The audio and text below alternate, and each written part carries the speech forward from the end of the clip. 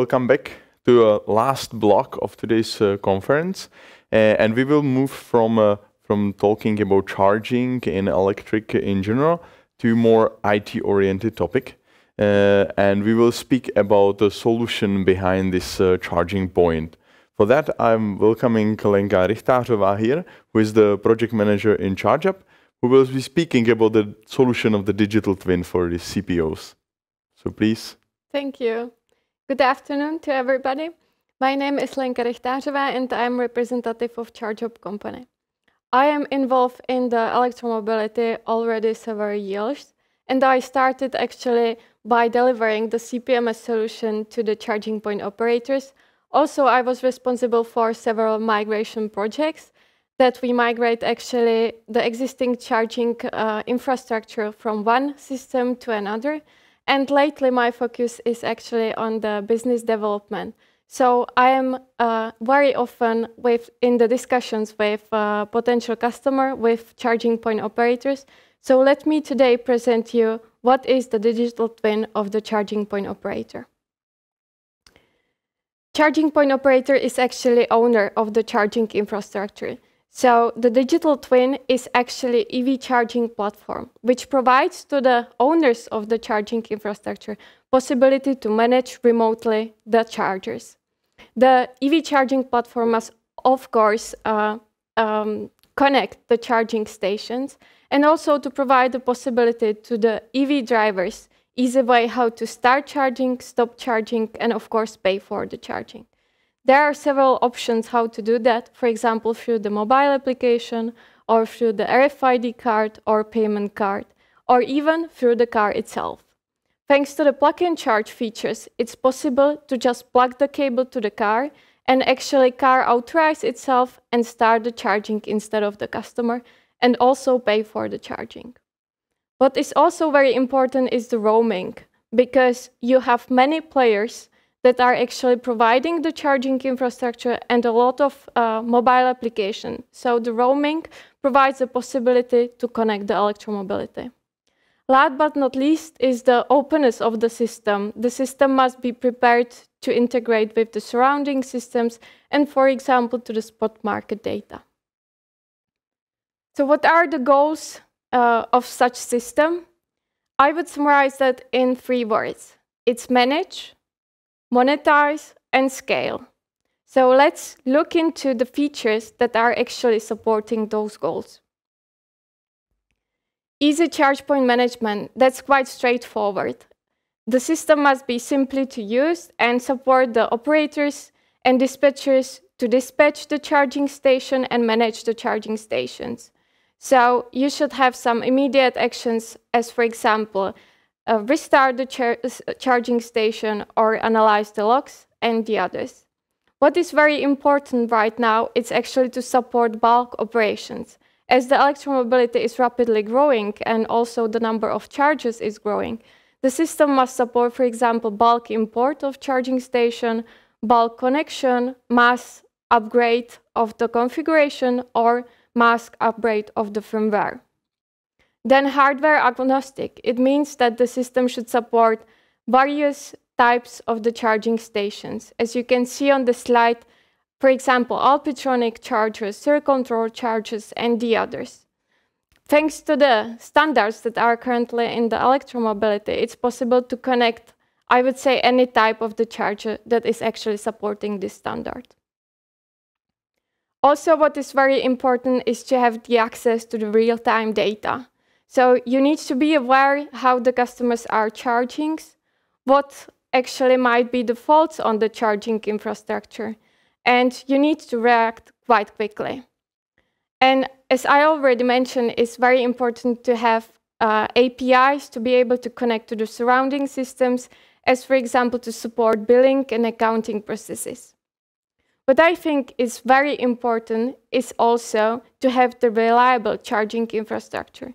So to support the reliability, it means that you need to have features as, for example, predictive maintenance, to be ordered to know the problems actually before the customer sees them. So all of those features are actually helping to monetize the charging infrastructure. as you have the reliability there, it means that the charging infrastructure is then more attractive to your customers. But what are the other options how to monetize the charging? It can be done through the roaming, because as I said, you are basically sharing the charges between different operators, and it means that you are providing the accessibility to wider range of the customers. Then it's smart energy management. It was already mentioned here many times in the previous presentations. So the charging might be used as one asset for the flexibility. So you are able to manage the power of the charging, and you are, for example, also able to check the reserve power and to balance the peaks. Also, the dynamic pricing is the way how to monetize the charging. It's a, I would say, win-win situation for the CPO providers and also for the customers. So for the CPO providers, it means that you have some fixed cost and you are able to put the margin to the energy prices. And for the end customers, you are giving them the possibility to choose actually when they would charge. If they decide to charge during the day and the prices will be more higher, or if they can decide that they will charge during the night with more cheaper prices. So I would ask for the presentation, because I prepared for you a demo, how this module can actually look like in a charging point management system. Now I am in the Nord Pool spot where are the day ahead prices, and I switched to the calculation engine where actually I am putting the series, the time series of the spot prices. So this is again very good example how the system might be integrated, that there is an integration to the spot market data. So now the data are imported in the system, and then it's a possibility to create your own algorithms. So this solution might be presented as online Excel. So you have multiple functions that can be used for the creation of the algorithm. So now I created the minimum price, so that's some kind of fixed cost. And also I created the margin. So the algorithm is that I sum the spot price plus margin, and also then I create the final price, which actually will be that the spot price plus margin will not be lower than min price, and if it's not lower, the spot plus margin will be actually the final price.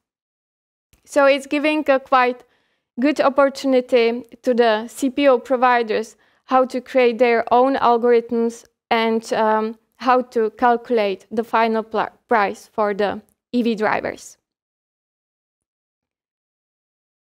So now I am adding the if condition. If the price is actually lower than min price, then the min price is applied. And if not, the spot plus margin is applied for the final price. This is just a simple example how the algorithm might be created. It's possible to create more sophisticated algorithms within the solution, so it just only depends on the needs. Now I switch to the CPMS solution, where I am actually creating a dynamic tariff, which will be assigned for the charging points. What is important to set also is to set fallback price. We use fallback price for the cases when, for example, there is a problem with the integration. So the fallback price will be set when the prices from the Nord Pool spot didn't arrive. And there will be some safety limit for those cases. And now I am actually doing the integration with the time series from Lancelot Hub.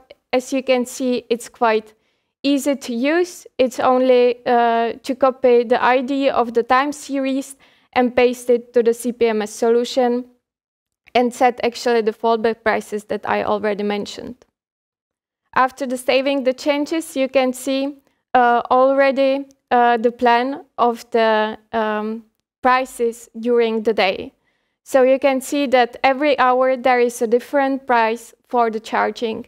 that will be actually synchronized to the ESP application for the EV drivers, because it's very important that actually also the customer will see what is the forecast of the prices of the charging.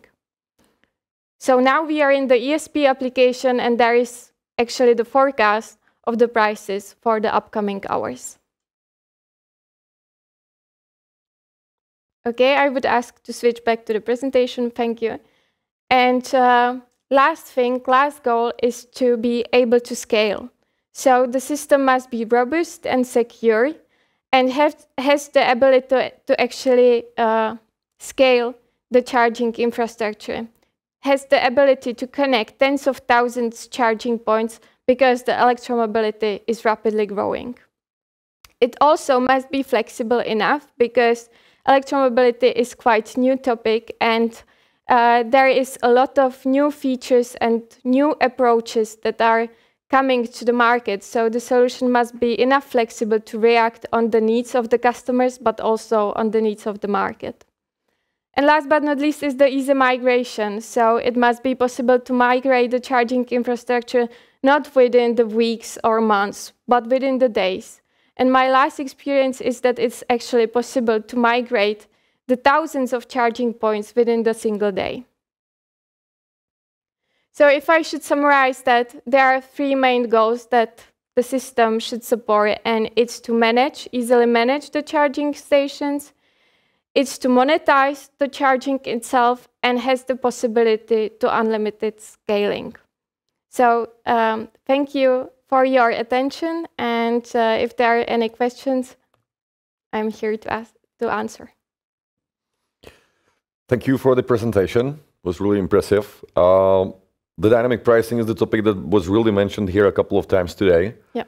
I'd like to know if there are, or what is actually the approach towards the dynamic pricing, because I have the feeling that, for example, E.ON has a little bit different approach than the Göteborg Energy. And is it the spot price, is it the only actually input that can be used within the solution for the dynamic pricing? Mm-hmm. Actually not, because as I said, the solution is an online Excel. So you are able to create any type of the time series with any type of the input. So it's up to you which source you will use. So you can create your own inputs, and it can have, for example, 3 prices a day that are actually changing every day. So it's up to the provider to decide. Yeah. Okay, thank you. The next question I would have, if you could list top 3 things in the future that such systems will have to support for the large-scale CPOs, what would it be? There is a new standard for the communication between the chargers and between the CPMS backend. It's OCPP 2.0. So I think this is like the must-have for the backend solutions. And then the dynamic pricing, but some of the systems are currently supporting that. And plug-and-charge features or other features that are actually supporting the easy way how to start the charging. So the customer journey must be as smooth as possible. There's actually one fresh question from the audience. Is OCPP 2.01 already supported by ChargeUp? We are working on that because we have quite extensive cooperation with the station suppliers. So we are currently preparing the solution to support that. Okay, thank you. I think this is probably all from the questions. So yeah, do you have one? No. Okay. I think that's all. Thank you very much for excellent presentation. Thank you, Lenka.